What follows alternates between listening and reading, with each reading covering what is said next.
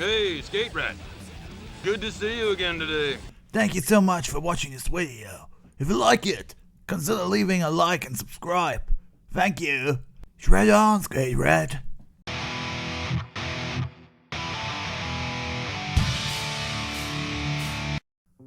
Well, that were some wild years for a leading nation of the Western world. In my time, it was already normal to be kinda anti-establishment, but more on the fun way, listening to Green Day's American Idiot while hoping every year that your parents would take you there on vacation. And if you get to visit at that age, it got to be either the Big Apple, Las Vegas or LA. Pretty much the pop cultural hubs where European folk know of. Patrick, Well, what am besides I now? Texas and cowboy stuff. Stupid? No, I'm Texas. What's the difference? Most people grew up playing the Pro Skater or the underground games of the Birdman, and while I did play them, the first skate game I bought from my own money and really dig my teeth in was the American Wasteland.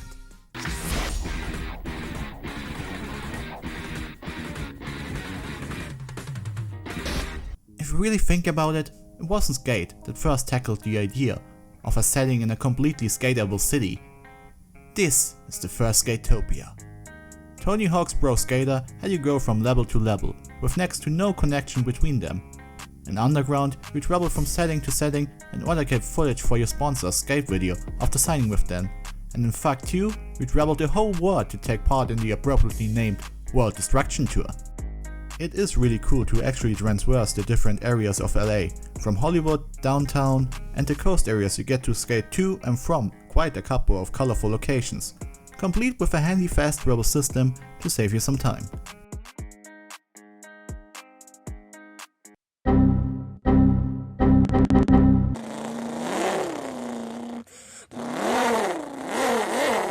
The city certainly doesn't feel alive like say a San Andreas does, but it is an impressive step to take for the series and something I like to be improved on in the future, if they really continue to make skateboard games.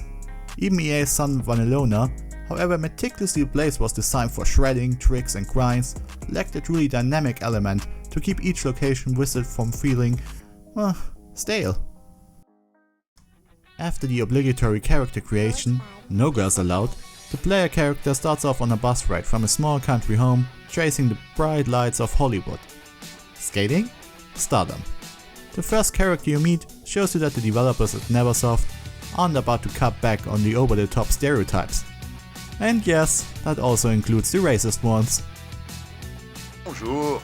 In France, we don't need boards with wheels to do tricks. We do the parkour. What's flippin' parkour? Ancient proverbs say, man of faith do many things. I am Guru, here to teach you as long as you are willing to learn. Are you talking wax on, wax off kind of stuff? Like this is a 60s musical, our Brotec gets roughed up by some goons the literal moment he steps out of his bus. Well, bye! Good luck with the skateboarding. As I say in acting, break a leg! Hey, go back to Kentucky, farm boy! Locals only! But don't fret, it's Mindy time now.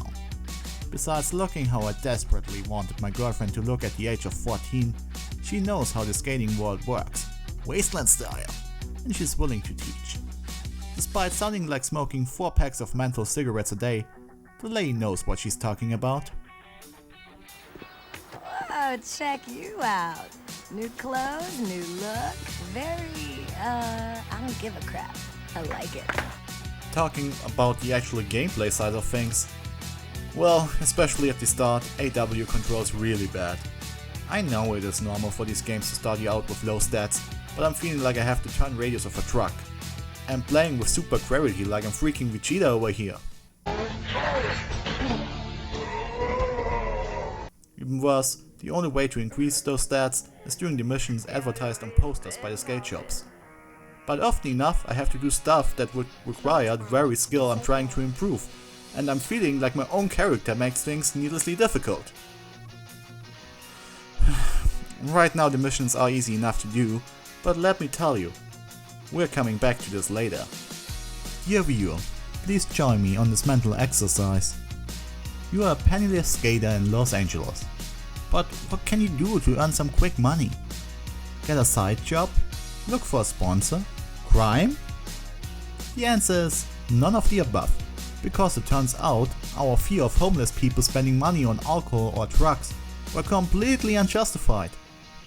They're spending all of their cash for sick skateboard tricks. I can respect that. I said $1, bitch. Ow!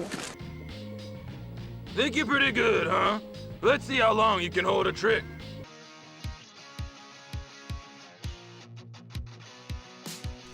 After some property damage and impressing some local and or shirtless skaters with sick skills, you get to access the main feature of this game, the ranch. I think you need a break, and I'm going to recommend an alternative to you. It's a place called Turnt Ranch.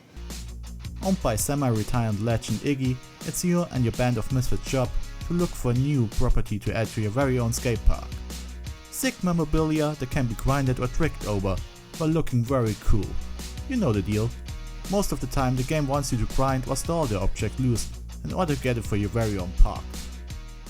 He's gonna be jealous. There's a new girl at the ranch. See you there! I think you need a break. I always loved the idea of actually working towards completing your own ranch, watching it grow with every sick looking piece of garbage you manage to get your hands on. Even if there isn't much to do on the ranch itself, it still feels nice to see it develop. During this prop hunt, you really get the idea that the developers got out of the way to think of really sick looking pieces.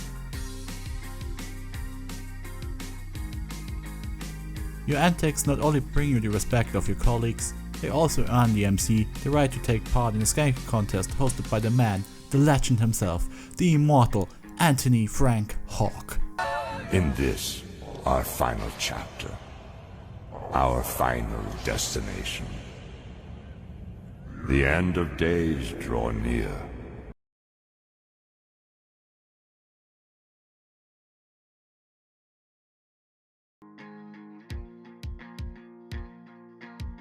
As cool as winning is, name-dropping Iggy in your little speech is a bad idea, because he kinda is in hiding from the police, and well, it turns out they have some questions for him. Mindy is fast to give you the idea of asking Iggy's old skater bros for help, who, I am guessing, are also Tony's real-life friends, always being glad to get into a new game and getting a new Activision paycheck. I can definitely say that meeting Tony Hawk was one of the best things that happened. He always gets me involved in everything that he's doing, you know, and people kiss his ass. It's just made my life a hell of a lot easier, you know, like I don't have to really worry about much because of Tony. Like, I think 50% of the reason why I'm driving around in a Ferrari is because of him. Skate legends don't just talk to you in this world. You gotta earn your right to speak to these gods by performing legendary feats of shredding. As you do. Not gonna recoup the whole story here, partly because I didn't play much further, but you make your way through many locations, solve problems through using extreme skills, meet crazy people, and outdated encounters. I'm Jack's dated movie reference. In the end, you beat the very concept of capitalism, you save your home, save your friends, and you score a hot golf punk girlfriend. Everything ends with a big skateboard party, a stylized comic by best girl Mindy, and parting words by the big boss man himself. Oh, hello, we got some breaking news here on Tony Hawk's Demolition Radio, a Sirius Satellite Radio exclusive. It is official. Thanks to all the crew over at American Wasteland, Iggy Van Zandt is now the official owner of the renowned Green Pipes Point Skate Park. Very 80s 90s movies like, but really charming.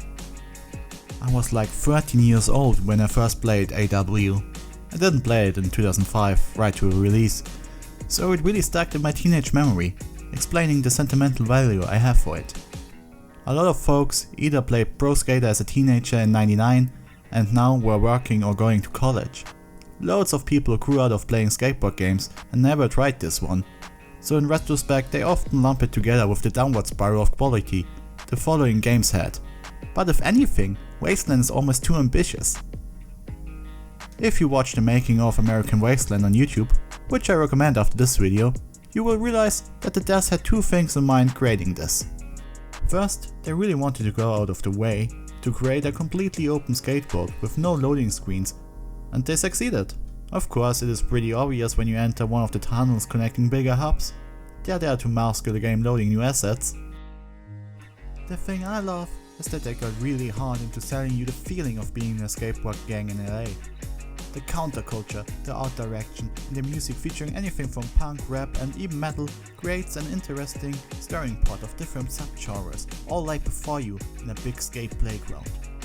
This is the strongest point of the whole project, and I wish they'd leaned even harder into it. Man, they even got a comic artist to draw panels for the events of the story, and give the in-game explanation that is actually Mindy's comic about your misadventures in the American Wasteland. The game also delivers with fan favorite modes like creating your own special trick or skate park. That's not for me, but I'm glad it is there. Yeah. Yo! Dap me, brother! Create a park! Dap, brother! Dap, brother! For the first time, they even let you ride the extreme little brother of the board, the BMX bike.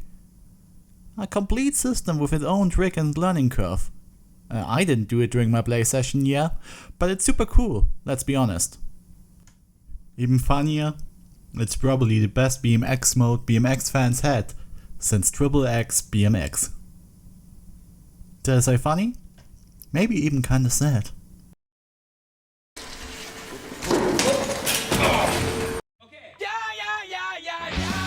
American Wasteland stands as an overambitious fork in the road for the whole series. Rough like a culture it tries to capture, even years later as an adult, it is worth checking out for more than pure nostalgia. Follow your wacky friends through over-the-top Americana moments, laugh at the stupid jokes, the jank, and enjoy Tony Hawk as the radio host between a truly varied music selection. The teenage rebel in me will always represent the Wasteland proudly, in hopes that one day we will return to it, to throw another huge party.